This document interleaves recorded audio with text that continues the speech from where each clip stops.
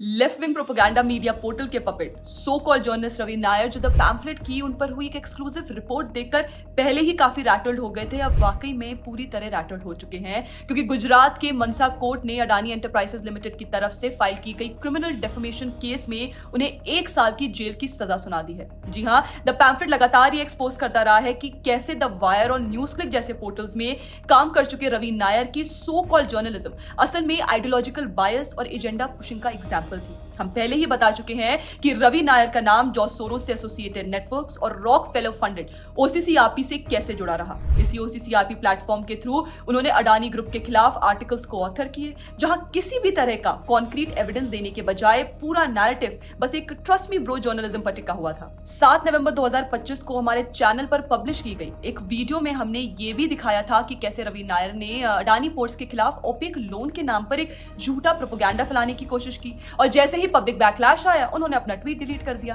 देखिए, इसके अलावा रवि नायर कांग्रेस इकोसिस्टम के फेवरेट भी रहे हैं। रफाल जेट्स की खरीद को लेकर जो डिसइंफॉर्मेशन कैंपेन कांग्रेस और राहुल गांधी ने चलाया उसमें रवि नायर फ्रंट लाइन पर नजर आए थे। ये देखिए 2023 का एक ट्वीट जहां कांग्रेस लीडर्स ओसीसीआरपी के एक आर्टिकल को बेस बनाकर अडानी पर हमले करते दिखते हैं और वो आर्टिकल भी ओसीसीआरपी पर रवि नायर द्वारा ही रिपोर्टेड था। इन शॉर्ट, ये कहना देखिए बिल्कुल गलत नहीं होगा कि कांग्रेस के सो कॉल्ड क्रेडिबल सोर्सेज आजकल या तो कोर्ट्स द्वारा कन्विक्टेड डेफेमेशन केसेस में जेल जा रहे हैं या फिर अनपब्लिश्ड बुक्स लेकर घूम रहे हैं। If you know you know. So Ravi Nair की जर्नलिज्म की क्रेडिबिलिटी आप उनके पुराने ट्वीट्स देखकर ही समझ सकते हैं। और जब कोर्ट ने उन्हें जेल भेजा तो उनके सपोर्ट में भी वही यूजुअल सस्पेक्ट सामने आए, प्रशांत भूषण, सुहासिनी हैदर, रोशन राय और सौरभ दास। यानी इकोसिस्टम वही, सपोर्ट सिस्टम वही।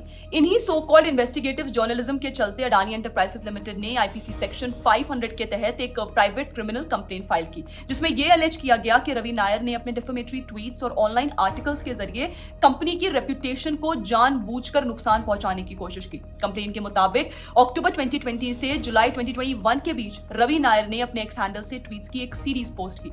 इसके अलावा कोर्ट को यह भी बताया गया कि नायर ने अडानी watch.org नाम की वेबसाइट पर आर्टिकल्स पब्लिश किए। आपको बता दें कि ये अडानी watch.org एक ऑस्ट्रेलिया बेस्ड एनजीओ द्वारा ऑपरेट की जाती है, जिसका एकमात्र agenda Indian industrialist Gautam Adani को डिफेम करना है। इस वेबसाइट को चलाने वाली बॉब ब्राउन फाउंडेशन खुलकर बीबीसी और बाकी एंटी इंडिया नैरेटिव्स को एम्पलीफाई करती रही है और साथ ही राहुल गांधी की पॉलिटिक्स को पॉजिटिव फ्रेमिंग देने में भी आगे रही है। और यहीं तक नहीं, इन्होंने एक full fledged stop Adani campaign भी चलाया और आज इसी कोऑर्डिनेटेड हिट जॉब जर्नलिज्म का नतीजा यह है कि रवि नायर को कोर्ट ने जेल की सजा सुना दी है।